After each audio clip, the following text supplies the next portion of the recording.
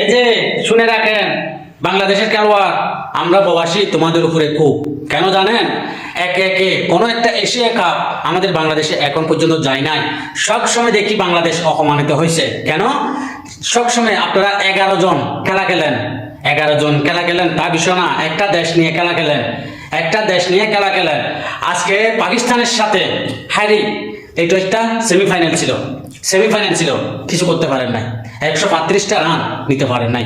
তাইলে আবার আফগানিস্তানের লগে আজকে আবার খেলা, বাংলার টাইম 9টায়, তাইলে ওমানের টাইম কত? 7টায়। তাহলে দেখেন আজকে জিতে ফায়দা নাই।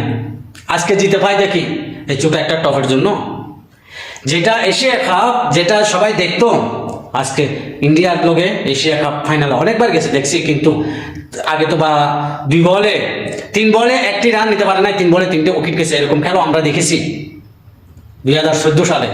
কিন্তু এখনো পর্যন্ত বাংলাদেশে এশিয়া কাপ যায় না, যেত শুধু বদনাম হইতেছে আর সকল প্রবাসীর গালি শুনতেছে, গালি শুনতেছে। আজকের খেলাটাও দেখি, তারপরে বাকি ওয়াচটা আমি করবই।